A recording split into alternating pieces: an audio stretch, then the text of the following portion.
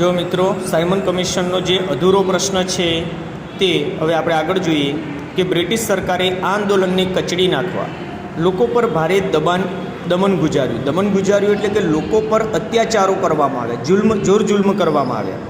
હજારો નિર્દોષ અને નિશસ્ત્ર લોકો પર લાઠીચાર્જ કે કોઈને એ જે આપણા ભારતીય લોકો હતા એમના પાસે કોઈ પણ પ્રકારના શસ્ત્રો કે અસ્ત્રો હતા નહીં, બરાબર.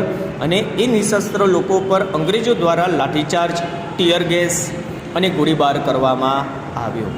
તેમાં લાલા લજપતરાય, ગોવિંદ વલ્લભ પંત, જવાહરલાલ નહેરુ જેવા કોંગ્રેસના અગ્રણી નેતાઓ ઘવાયા. જો જેના કારણે શું થયું કે લાલા લજપતરાય, ગોવિંદ વલ્લભ પંત અને જવાહરલાલ નહેરુ જેવા કોંગ્રેસના જે અગ્રણી નેતાઓ એટલે કે આગળ પડતા જે નેતાઓ હતા તેઓ ઘવાયા. પછી કે છે લાહોરમાં સરઘસની આગેવાની લેનાર લાલા લજપતરાય ગંભીર રીતે ઘાયલ થયા.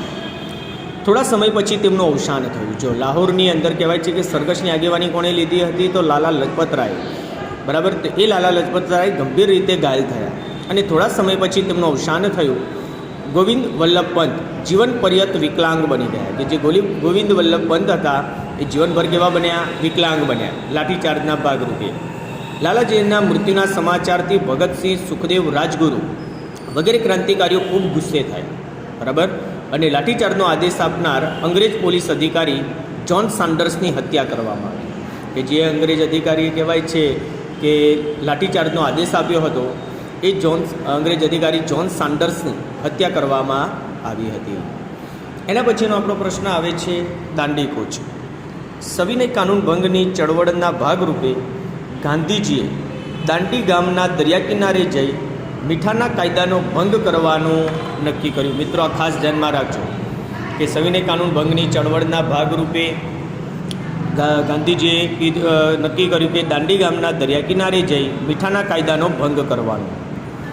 11 માર્ચની સાંજે ગાંધીજીએ અમદાવાદના સાબરમતી હરિજન આશ્રમમાં હજારો લોકોની સભાને સત્યાગ્રહનો સંદેશો આપ્યો. અને ધરપકડ થાય તો પણ લોકોની મક્કમતાપૂર્વક અહિંસક રીતે અંગ્રેજ સરકાર સામે લડત આગળ વધારવાનો તેમને અનુરોધ કર્યો. એમણે શું જણાવ્યું કે 11મી માર્ચને સાંજે ગાંધીજી અમદાવાદના સાબરમતી આશ્રમમાં હજારો લોકો જે ત્યાં એકઠા થયા હતા, સૌથી પહેલાં તો તેમને સત્યાગ્રહનો સંદેશો આપ્યો અને ધરપકડ થાય તો પણ લોકોની મક્કમતાપૂર્વક અહિંસક રીતે અંગ્રેજ સરકાર સામે લડત આગળ વધારવાનો અનુરોધ કર્યો. તેમણે અમદાવાદના સાબરમતી હરિજન આશ્રમમાંથી 12 માર્ચ 1930ના રોજ, જો ક્યારે ગયું છે હરિજન આશ્રમમાં સાબરમતીના કે 12 માર્ચ 1930ના રોજ પોતાના 78 સત્યાગ્રહીઓ, કેટલા? 78 સત્યાગ્રહીઓ સાથે નવસારી જિલ્લાના દાંડી બંદરના દરિયા કિનારા સુધીનું 370 કિલોમીટરનું અંતર હતું. કેટલા? 370 કિલોમીટરની પદયાત્રા યોજી. એટલે મિત્રો ખાસ ધ્યાનમાં રાખજો કે દાંડી યાત્રા ક્યારે યોજવામાં આવી તો 12 માર્ચ 1930. એમાં કેટલા સાથીઓ કે સત્યાગ્રહીઓ સામેલ હતા તો 78. અને સાબરમતી હરિજન આશ્રમથી દાંડી વચ્ચેનું અંતર કેટલું હતું તો 370 કિલોમીટરનું અંતર હતું. તેમની એ ઐતિહાસિક યાત્રા દાંડી કૂચના નામે પ્રસિદ્ધ છે. એ જે યાત્રા કરવામાં આવી તે કયા નામે પ્રસિદ્ધ છે? દાંડી કૂચના નામે. 29 માર્ચ 1930ના રોજ દાંડી યાત્રામાં ગાંધીજીએ પ્રતિજ્ઞા કરી કે હું કાગડા કૂતરાના મોતે મરીશ પરંતુ સ્વરાજ મળે નહીં ત્યાં સુધી આશ્રમમાં પાછો નહીં ફરું. જો એમની શું પ્રતિજ્ઞા લીધા? તમને આ પ્રતિજ્ઞા 1 માર્ક્સમાં પણ પૂછે કે ગાંધીજીએ આ પ્રતિજ્ઞા ક્યારે લીધી હતી અથવા કયા સવિનય કાનૂન ભંગની ચળવળ દરમિયાન લીધી હતી તો આપણે યાદ રાખીશું દાંડી કૂચ દરમિયાન, કે જેમાં એમણે કહ્યું હતું કે હું કાગડા કૂતરાના મોતે મરીશ પરંતુ સ્વરાજ મળે નહીં ત્યાં સુધી આશ્રમમાં પાછો નહીં ફરું. દાંડી યાત્રાના માર્ગમાં ગામે ગામે સત્યાગ્રહીઓનું ભવ્ય સ્વાગત કરવામાં આવ્યું. દરેક ગામમાં ગાંધીજી સભા યોજીને લોકોને જાગૃત કરવા માટે મીઠાના અન્યાયી કાયદા વિશે અને સવિનય કાનૂન ભંગ અને સત્યાગ્રહ વિશે સમજાવતા. જો ગાંધીજી દરેક ગામની અંદર સભા યોજતા અને જેની અંદર કહેવાય છે કે મીઠાનો અન્યાયી કાયદા વિશે અને સવિનય કાનૂન ભંગ અને સત્યાગ્રહ વિશે તેઓ સમજાવતા હતા. ગાંધીજી અને તેમના સાથીઓ 24 દિવસની પદયાત્રા બાદ, કેટલા દિવસની?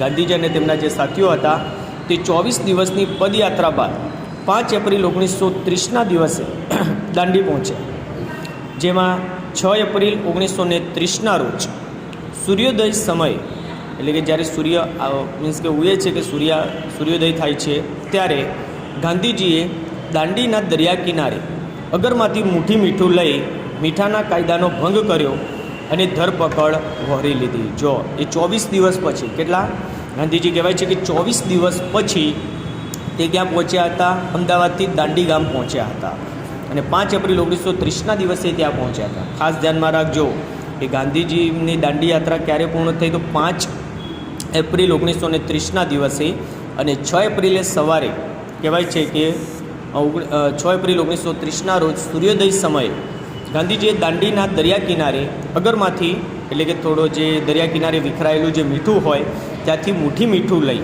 મીઠાના કાયદાનો તેમને ભંગ કર્યો અને ધરપકડ વહોરી લીધી. બરાબર, એટલે એમને મીઠાના કાયદાનો ભંગ કર્યો અને એમની ધરપકડ થઈ.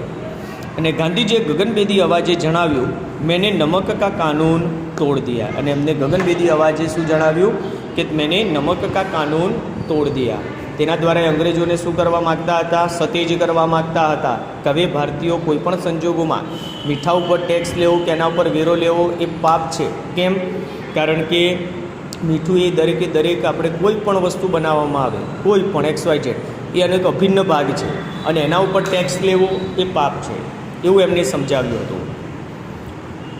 તેમણે ત્યાં ઉપસ્થિત જનતાને સંબોધતા કહ્યું કે હું બ્રિટિશ સામ્રાજ્યરૂપી ઇમારતના પાયામાં લૂણો લગાડું છું. તમને શું કહ્યું? લૂણો એટલે કે આગ લગાડું છું.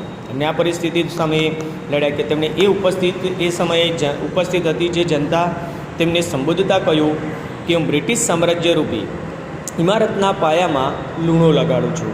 એટલે એના દ્વારા એ અંગ્રેજ સરકારને જગાડવા માગતા હતા. અને લૂણો લાગવાની જે વાત છે તે હવે થઈ જ ગઈ હતી. દાંડી કૂચે ભારતના લોકોમાં અપૂર્વ જાગૃતિ, અપાર શ્રદ્ધા, ચેતના અને એકતા જગાવવાનું અદ્ભુત કાર્ય કર્યું. જો શું કહ્યું છે કે દાંડી કૂચે શું કર્યું? ભારતના લોકોમાં અપૂર્વ જાગૃતિ, લોકોની અંદર જે કહેવાય ને કે લોકોમાં એક અવેરનેસ આવવી સારામાં સારી રીતે, તે અપાર શ્રદ્ધા, ચેતના અને એકતા જગાવવાનું અદ્ભુત કાર્ય કર્યું, જેના દ્વારા લોકો પણ દાંડી કૂચથી પ્રભાવિત થયા હતા. અને જેના થકી એક વસ્તુ તો થઈ ગઈ હતી કે હવે લાંબા સમય સુધી અંગ્રેજો ભારતમાં શાસન કરી શકશે નહીં. અને સમગ્ર દેશમાં મીઠાના કાયદાના ભંગ કરવાના સત્યાગ્રહો થયા. જેના પરિણામ સ્વરૂપે શું થયું કે ખાલી આ તો માત્ર દાંડીમાં બનાવ બન્યો, પણ એની અસર જે છે સમગ્ર ભારતની અંદર વર્તાઈ હતી.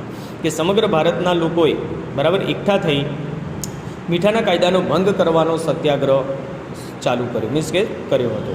અને મહાદેવભાઈ દેસાઈ, આ એક માર્ક્સ માટે ધ્યાનમાં રાખજો કે મહાદેવભાઈ દેસાઈએ દાંડી કૂચને ગૌતમ બુદ્ધના મહાબિની સંક્રમણ સાથે સરખાવી હતી. ટિંકમાં યાદ રાખજો, દાંડી કૂચને મહાબિની સંક્રમણ સાથે કોણે સરખાવી હતી? તો મહાદેવભાઈ દેસાઈએ.